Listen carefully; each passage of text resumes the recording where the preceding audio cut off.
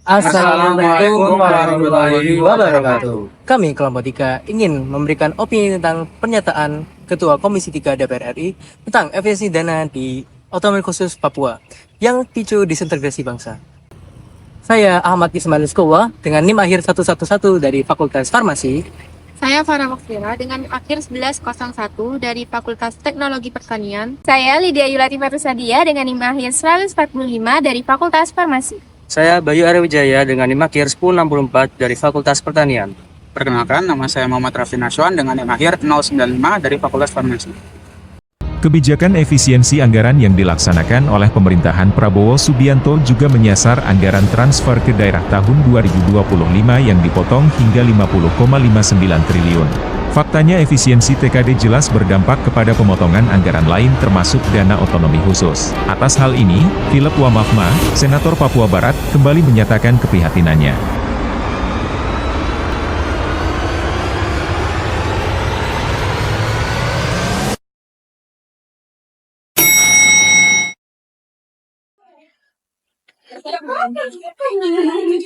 Halo, apa kabar? Alhamdulillah. Kenapa itu? Apa? Efisiensi dana otsus itu hambat pembangunan di Papua. Wah, itu kan urusannya orang besar gitu. Ya, aslinya itu efisiensi dana itu tidak sesimpel yang kamu kirain. Iya kan? Itu soalnya menyangkut hal orang banyak. Makanya kita harus terbuka terhadap kasus-kasus pada baru ini.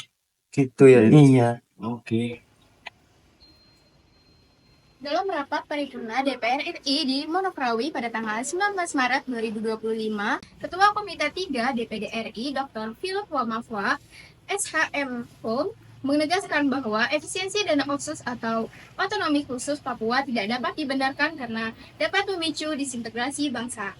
Anggota dan pimpinan DPD RI yang mewakili Papua juga menegaskan bahwa mereka menolak bahwa efisiensi dana otsus untuk Papua. Efisiensi dana otsus dapat berdampak signifikan pada pendapatan dan belanja di Papua karena mereka masih bergantung pada dana otsus. Jika dikurangi, maka bisa menghambat pendapatan di Papua.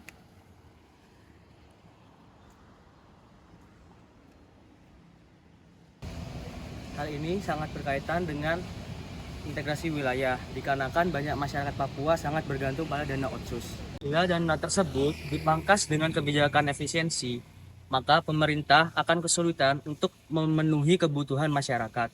Hal ini dapat memperburuk ketimpangan antara Papua dan wilayah lainnya. Alasan kuat mengapa kami memilih kasus ini adalah dana otonomi khusus itu diberlakukan oleh pemerintah, diberikan untuk daerah yang memang dialokasikan dananya untuk pembangunan. Jadi pembangunan daerah tersebut tidak hanya dalam sarana infrastruktur saja, tetapi seperti sarana pembelajaran, sarana kesehatan, dan sarana pelayanan lain. Dana otonomi khusus tersebut memang dialokasikan khusus untuk daerah-daerah seperti Aceh dan daerah Papua.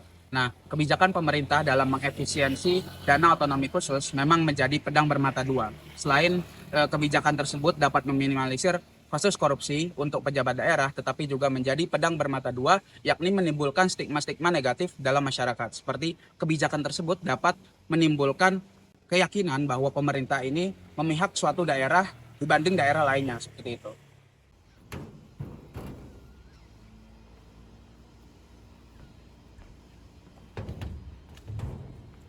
Faktor penyebab disintegrasi dari kebijakan efisiensi dana otsus Papua, yang pertama adalah ketergantungan yang tinggi. Banyak di daerah Papua yang ketergantungan dengan dana otsus sebagai dana pembangunan dan layanan dasar.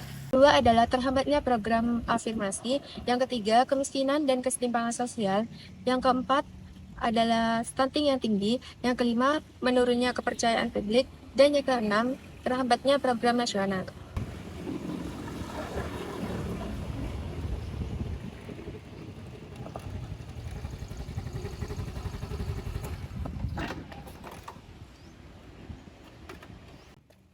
Sebagai solusi, Philip mendesak Presiden Prabowo Subianto agar meninjau ulang kembali kebijakan efisiensi dana di Papua, agar afirmasi dana terhadap OAP tetap berjalan dengan optimal.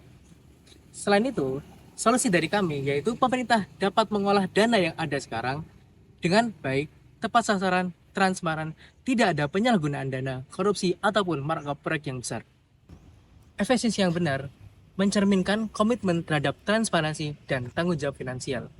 Papua butuh yang namanya pembangunan yang inklusif, berbasis lokal, dan berpihak kepada masyarakat. Seharusnya dana otsus bisa menjadi hal yang meningkatkan integrasi nasional, bukan malah sebaliknya. Sekian dari kami, kelompok 3. Terima kasih. Wassalamualaikum warahmatullahi wabarakatuh.